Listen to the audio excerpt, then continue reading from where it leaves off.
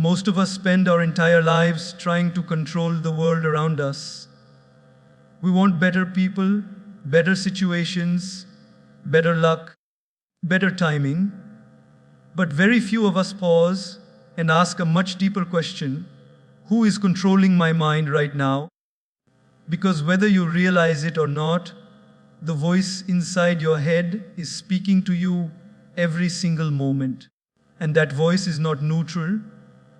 It is either building you or slowly breaking you. Your mind is either your best friend or your worst enemy. There is no middle ground. Think about it. When you wake up in the morning, nothing has happened yet. The day is still blank.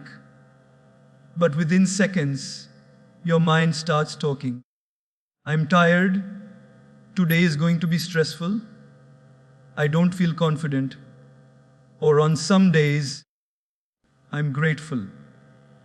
This is a new opportunity. I can handle whatever comes my way. The situation hasn't changed, only the voice has. And that voice decides whether you walk into the day feeling powerful or defeated. The strange thing is, we trust our mind blindly. We never question it. If your mind says, you are not good enough, you believe it. If your mind says you will fail, you accept it as truth. But if a stranger said those same things to you, you would immediately push back. You would say, who are you to talk to me like that? Yet when your own mind insults you, discourages you, or reminds you of your past mistakes, you listen silently. That is when the mind becomes your worst enemy, not because it is evil, but because it is undisciplined.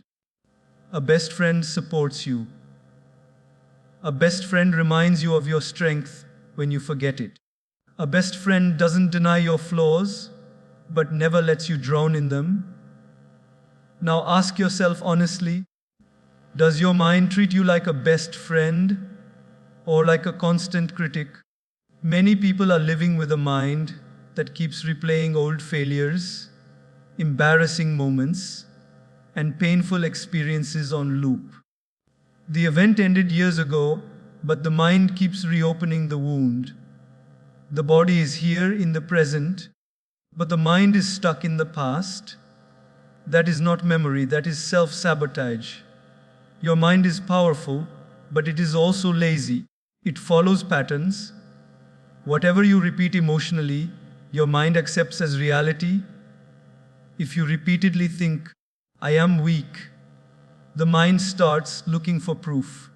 If you repeatedly think, I am capable, the mind starts finding evidence. The mind doesn't judge your thoughts, it obeys them. It is like a search engine. Type negativity, and it will show you negative results. Type hope, and it will show you possibilities. This is why two people can go through the same problem and come out completely different. One person says, why does this always happen to me? And becomes bitter. The other says, what is this trying to teach me? And becomes better. Same problem, same pressure, different mind. And the difference is not intelligence, talent, or luck. The difference is friendship with the mind. When your mind becomes your enemy, it drains your energy before you even start. You haven't failed yet, but you feel tired. You haven't tried yet, but you feel defeated. The mind creates imaginary problems and then reacts to them as if they are real. It brings fear from the future and guilt from the past and dumps both into the present moment. That is why many people feel exhausted without doing anything physically tiring. The battle is internal. But here is the good news. The same mind that can destroy you can also heal you. The same voice that says, I can't, can be trained to say, I will try. You don't need to silence the mind, you need to guide it. You don't fight your best friend, You train them. When a negative thought appears, you don't panic. You observe it. You ask, is this thought helping me or harming me? If it is harming you, you do not give it importance. Because not every thought deserves your attention. A disciplined mind does not mean a perfect mind. It means a conscious mind. It means you choose which thoughts get your energy. It means you stop letting random thoughts decide your mood, your confidence, and your actions. Slowly, the relationship with your mind changes. It stops shouting. It starts listening. It stops attacking. It starts protecting. And when your mind becomes your friend, life becomes lighter. Challenges don't disappear, but courage appears. Problems don't vanish, but clarity arrives. You stop being at war with yourself. And when you are not fighting yourself, the world becomes much easier to handle. So remember this, you don't need a new life. You need a new relationship with your mind. Make it your best friend. Because once your mind supports you, instead of sabotaging you, there is no limit to how far you can go. Most of the frustration, anger, and pain we experience in life does not come from what happens to us, but from how we react to what happens to us. This is a difficult truth to accept because the mind loves to believe that peace will come when people change, when situations improve, when problems disappear. But real peace does not wait for life to become perfect. Real peace begins the moment we understand one simple principle. You cannot control every situation, but you can always control your response. From the moment we are young, we are trained to react. Someone says something harsh, we react with anger. Someone ignores us, we react with insecurity. Something doesn't go our way, we react with frustration. Reactions are automatic, emotional, and often unconscious. They happen before wisdom has a chance to speak. And once a reaction is released, it cannot be taken back. Words spoken in anger cannot be unheard. Actions done in impulse cannot be undone. Most regrets in life are not about what we planned. They are about what we reacted to. Life is unpredictable by nature. People will misunderstand you. Plans will fail. Traffic will test your patience. Efforts will go unnoticed. No matter how good your intentions are, you cannot control the behavior of others or the outcome of every situation. If peace depended on everything going right, then peace would be very rare. But peace was never meant to depend on control of life. It was meant to depend on control of self. The problem is not the situation. The problem is the story we create about the situation. Two people can face the same delay, the same rejection, the same criticism. One loses their temper and ruins their entire day. The other takes a breath, accepts the moment, and moves forward calmly.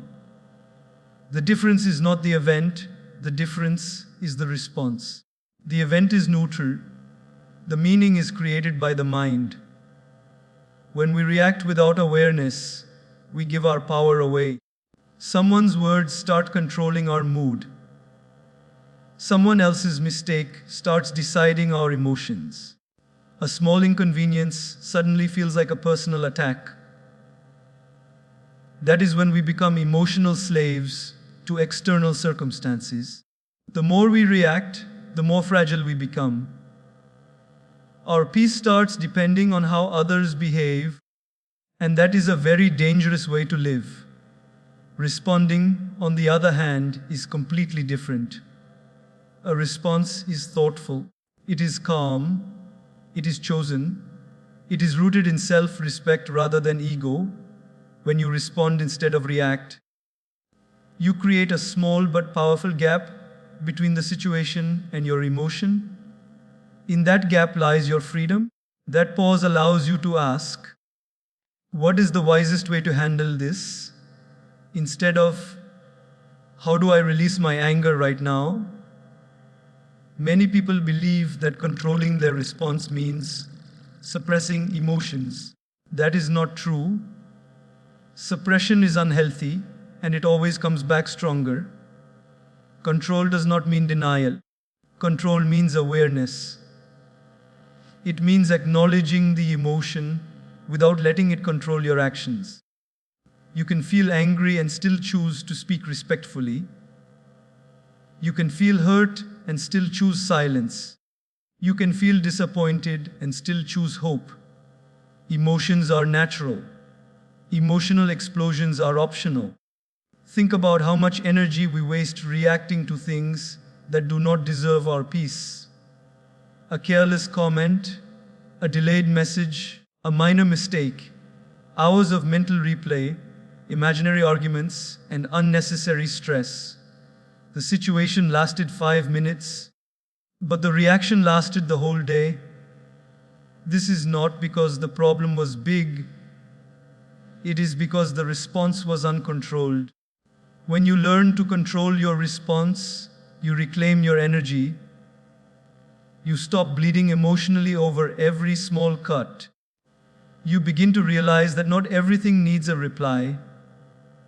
Not every provocation needs a reaction. And not every battle is worth fighting. Silence sometimes is the strongest response. Letting go sometimes is the bravest decision. Controlling your response does not make you weak.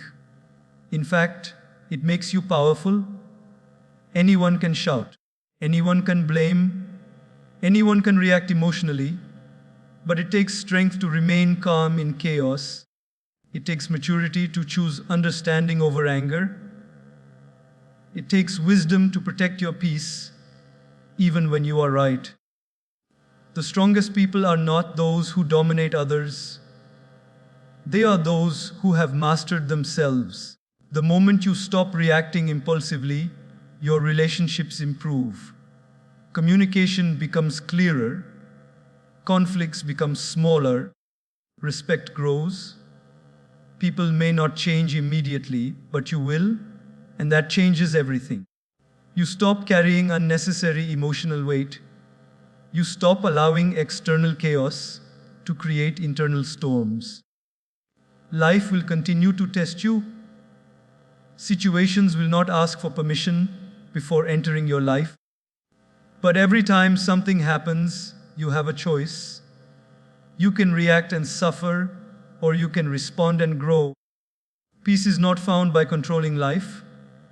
Peace is found by choosing your response again and again until calm becomes your habit and wisdom becomes your nature. Negative thoughts enter our mind in a very strange way. They do not knock on the door. They do not ask for permission. They simply appear. One moment everything feels fine, and the next moment a thought shows up saying, "You're not good enough," or "Something bad is going to happen," or "What if you fail again?" And before we even realize it, our mood changes, our energy drops, and our confidence starts to shrink. This is why negative thoughts are like uninvited guests. They arrive without warning, but the real problem is not that they come. The real problem is that we invite them to stay.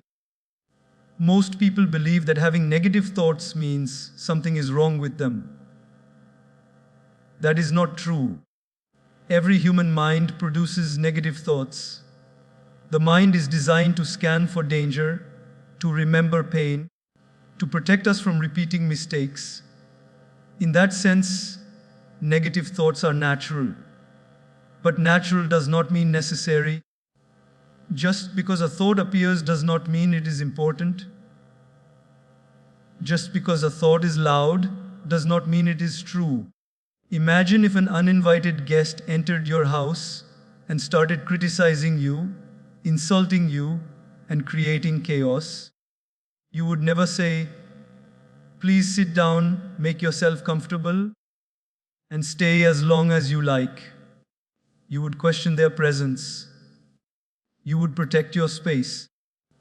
But when a negative thought enters your mind and starts doing the same thing, we often give it a chair, a bed, and unlimited time. We replay it again and again, we analyze it, we believe it.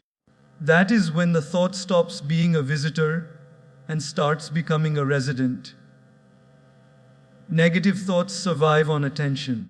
The more you engage with them, the stronger they become. One small doubt, if repeated, can grow into fear. One fearful thought, if entertained, can turn into anxiety. One anxious pattern, if not addressed, can shape your personality. The mind does not distinguish between reality and imagination when emotion is involved.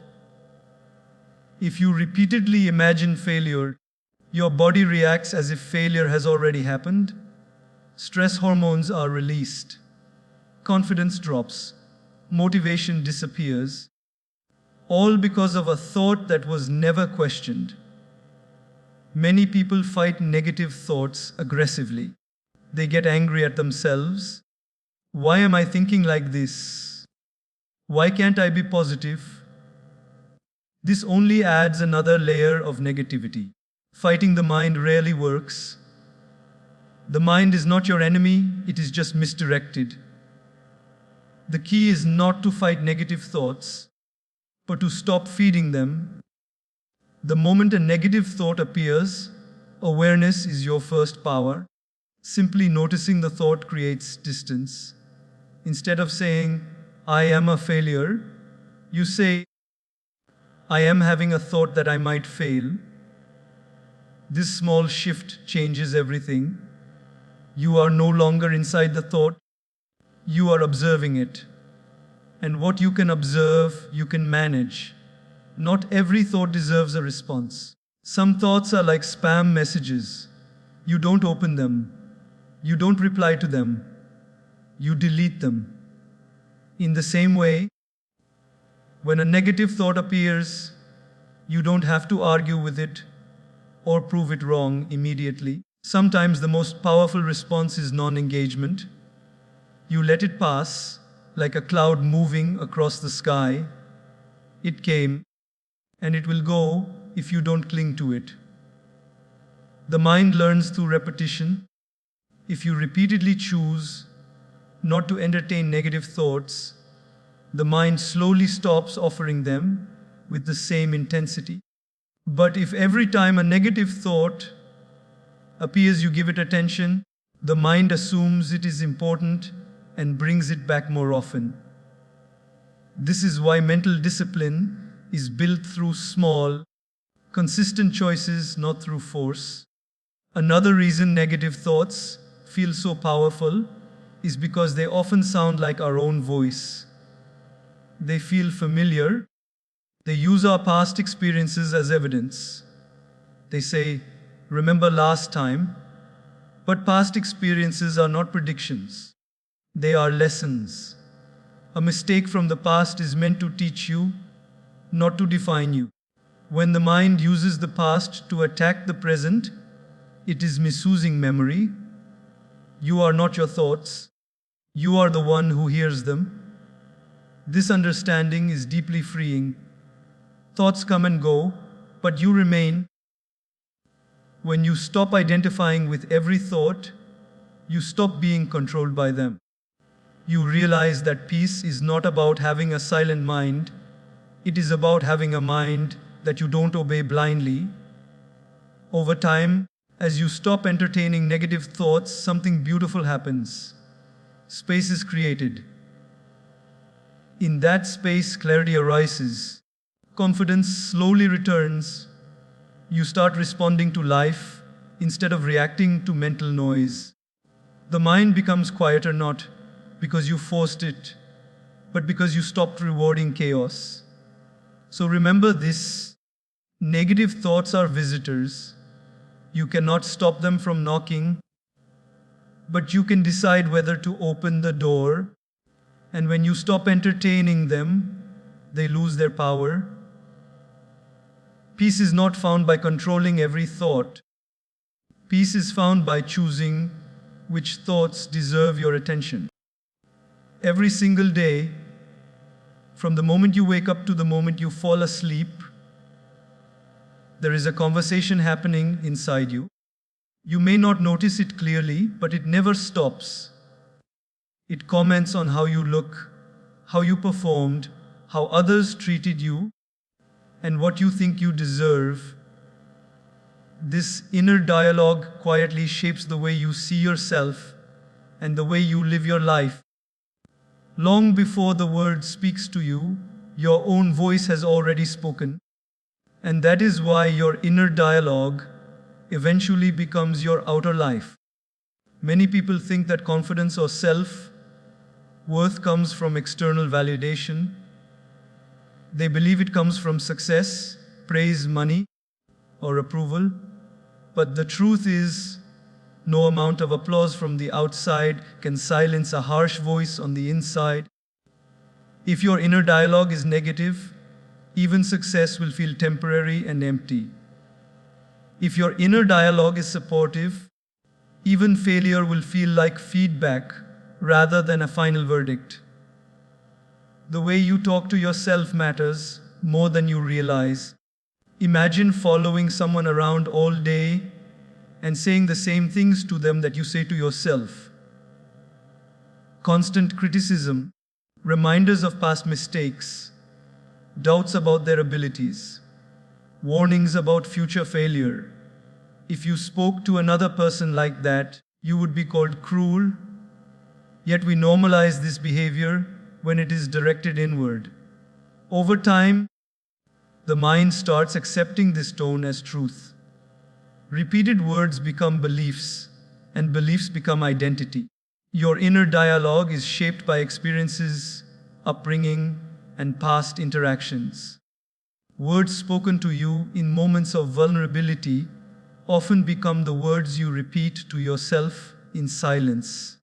A single sentence heard in childhood can echo for decades. But just because a voice is familiar does not mean it is correct. Many of the thoughts you call self-awareness are actually inherited criticism, not wisdom. The brain does not differentiate between words spoken aloud and words spoken internally. Emotion gives language its power. When you repeatedly tell yourself, "I am not good enough," your nervous system reacts as if it is a fact. Stress increases, motivation decreases, you hesitate more, you avoid opportunities, not because you lack ability, but because your inner dialogue has already decided the outcome. In this way, the voice inside becomes a self-fulfilling prophecy. On the other hand, when your inner dialogue is kind and encouraging, something shifts. You take more risks. You recover faster from failure. You trust yourself more. This does not mean ignoring flaws or pretending everything is perfect. It means speaking to yourself with honesty and compassion at the same time. Just as a loving teacher corrects a student without humiliating them, a healthy inner dialogue guides rather than shames. Talking to yourself like someone you love is not weakness. It is emotional intelligence. Love does not mean lowering standards. It means raising support. When you make a mistake, a loving voice says, "That didn't work. What can I learn from this?" A harsh voice says, "You always mess things up." One leads to growth, the other leads to fear. The situation is the same, only the inner dialogue changes the direction. Many people wait for confidence before changing the way they talk to themselves. But confidence is built through the dialogue, not before it. You do not become confident and then speak kindly to yourself. You speak kindly to yourself, and confidence slowly develops. Small shifts in language create big shifts in emotion. Replacing I can't with I'm learning changes how the mind approaches challenges. Replacing I'm bad at this with I need more practice keeps effort alive. Your inner dialogue also affects how you allow others to treat you. When you respect yourself internally, you set healthier boundaries externally. When you constantly criticize yourself, you tolerate disrespect because it feels familiar. The way you speak to yourself teaches the world how to speak to you. A strong inner voice creates a strong presence. Changing your inner dialogue takes awareness and patience. You will not suddenly stop negative self-talk overnight. But every time you catch it and gently redirect it, you weaken its grip. You begin to choose words that heal instead of words that harm. Over time, the mind learns a new tone. The inner environment becomes safer, and in a safe inner environment, growth happens naturally. Your outer life is a reflection of the conversations happening inside you. Your energy, your choices, your courage, and your peace are all influenced by that inner voice. When you learn to speak to yourself with respect, honesty, and encouragement, life starts responding differently. Not because the world has changed, but because you have.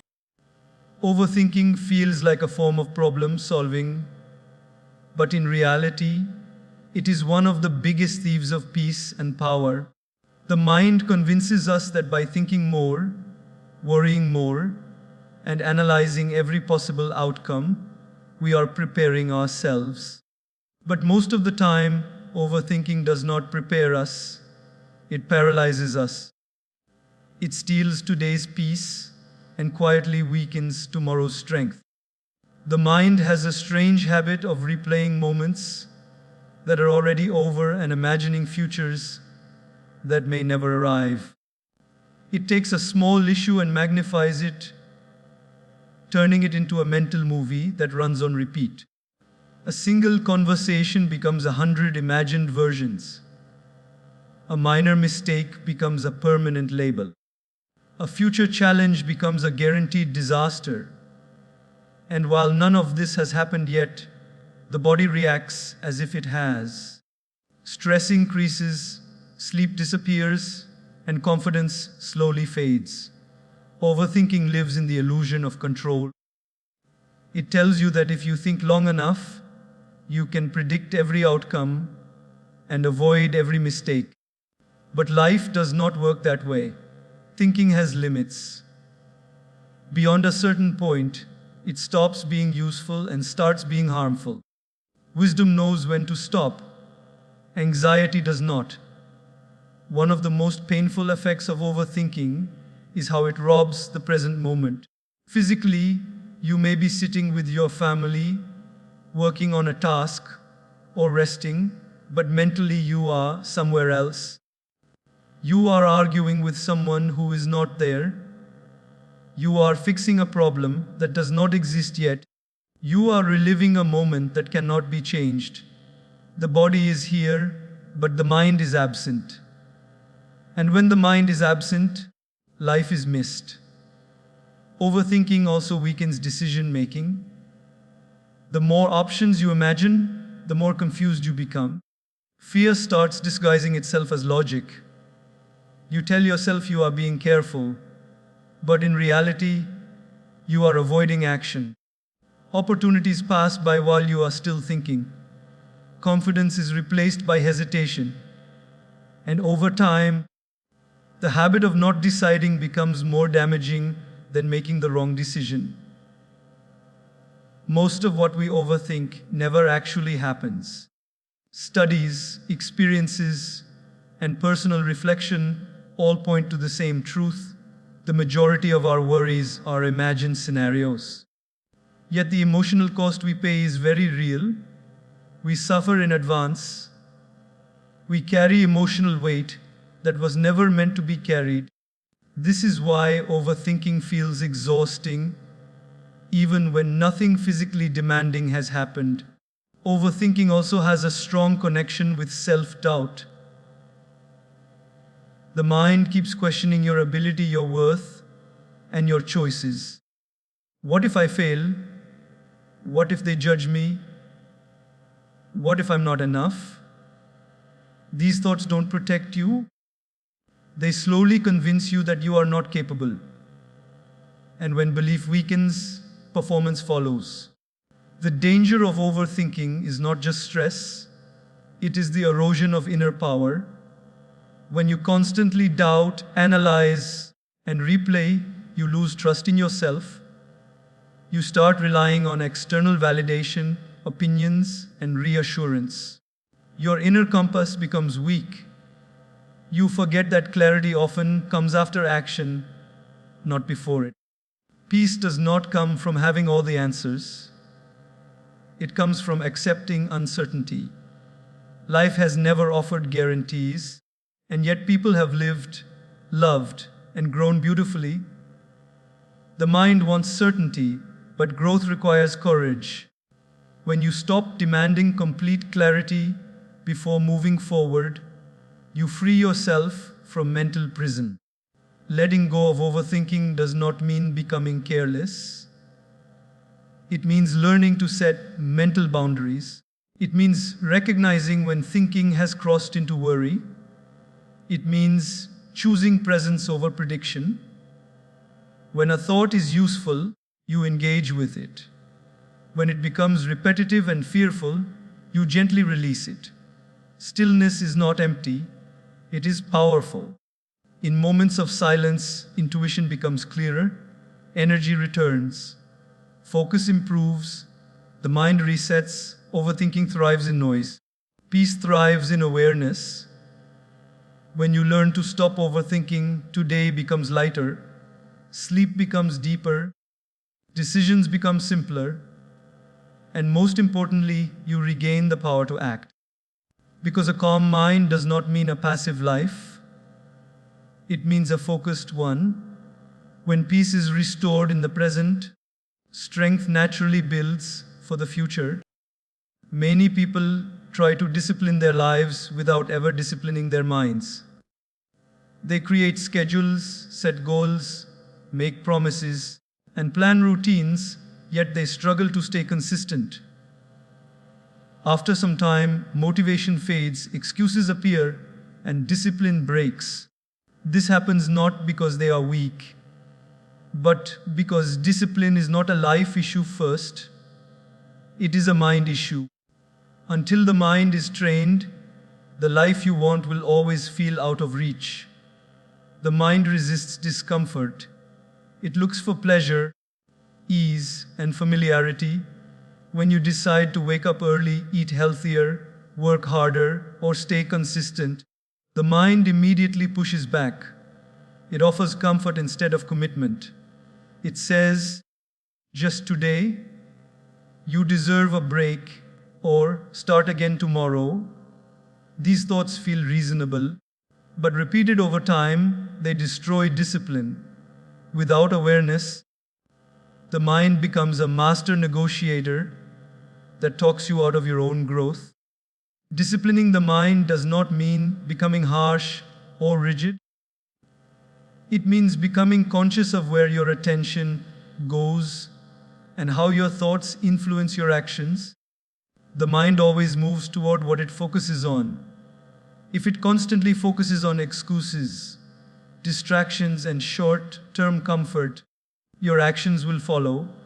If it focuses on purpose, values, and long-term vision, your actions align naturally.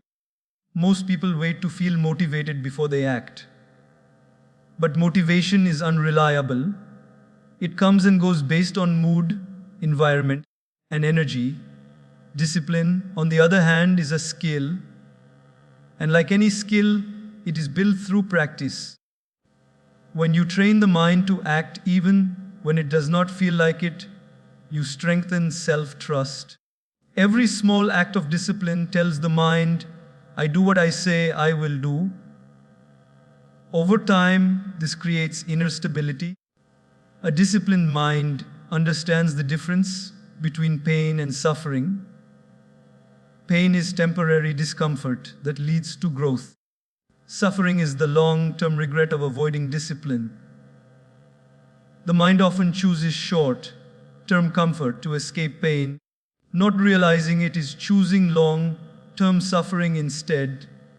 When you discipline the mind, you teach it to tolerate temporary discomfort for lasting benefit. The biggest enemy of discipline is distraction.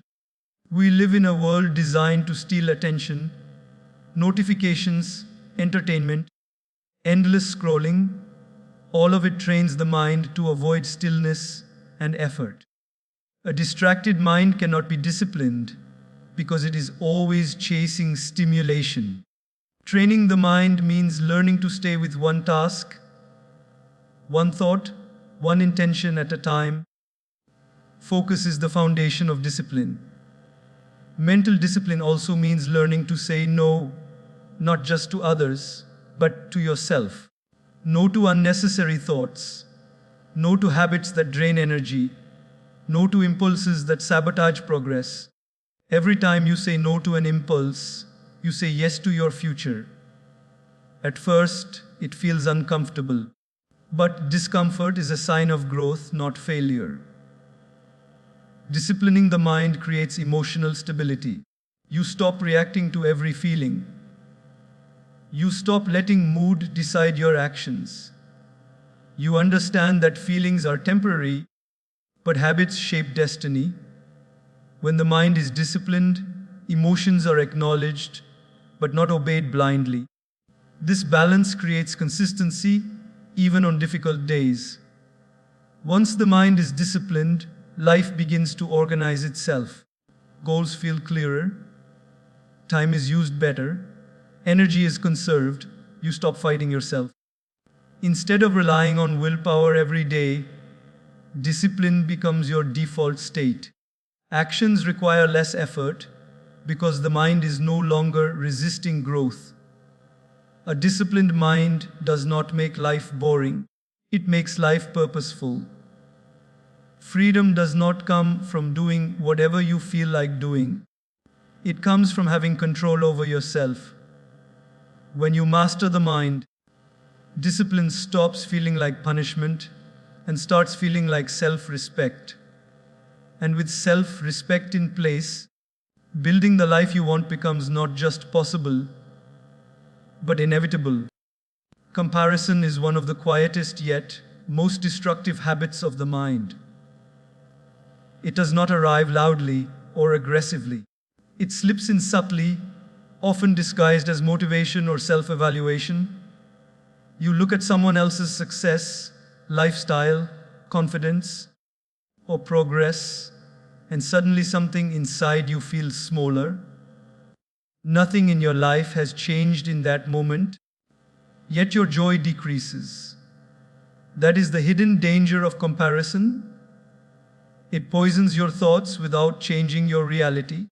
The mind naturally notices differences. That is not the problem.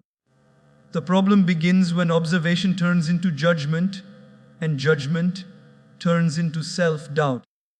You start measuring your life using someone else's timeline, someone else's opportunities, someone else's struggles that you cannot see. Social media has made this habit even stronger. You see carefully edited highlights of other people's lives and compare them to your unedited behind the scenes reality. This comparison is never fair, and yet the mind keeps doing it. Comparison creates an illusion that everyone else is ahead and you are behind. It ignores context.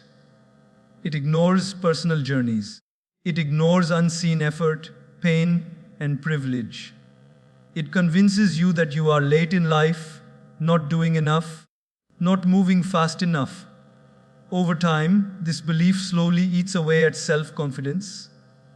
You may still be working hard, but the joy of progress disappears because you are too busy watching others. One of the most damaging effects of comparison is that it disconnects you from your own purpose. Instead of asking, "What is right for me?" you start asking, "How do I look compared to them?" Your goals shift. Your definition of success becomes borrowed.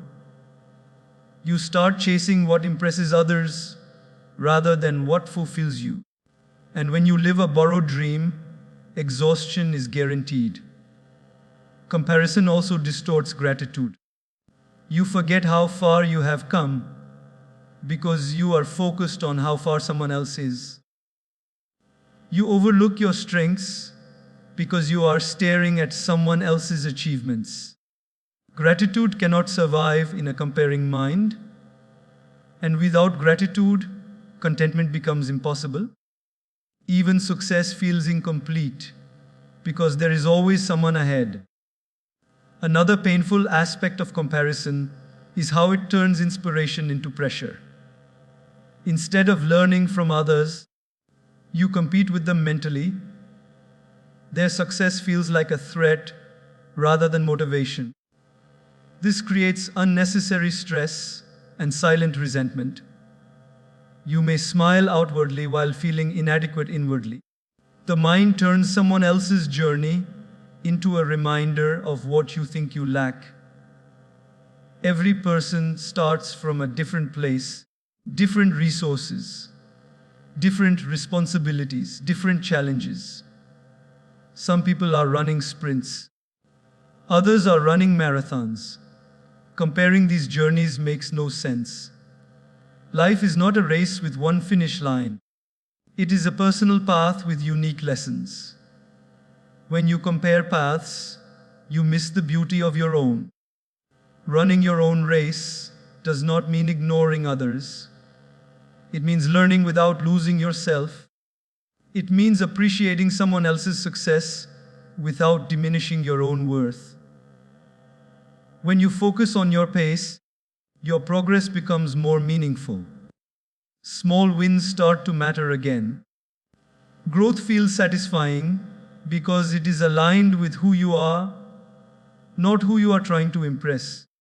Comparison also creates impatience. You want results faster, not because you are ready, but because someone else has them.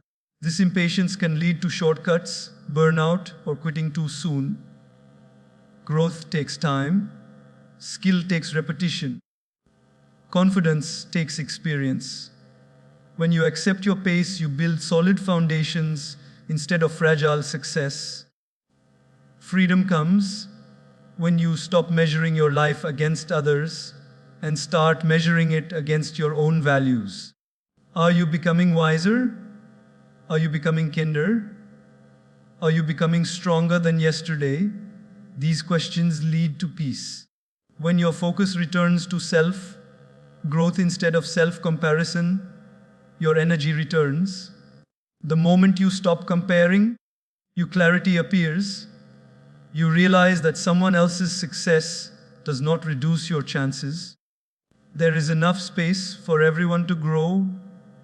When you run your own race at your own pace, you stop feeling behind and start feeling aligned. And alignment brings peace, confidence, and quiet strength that comparison can never give.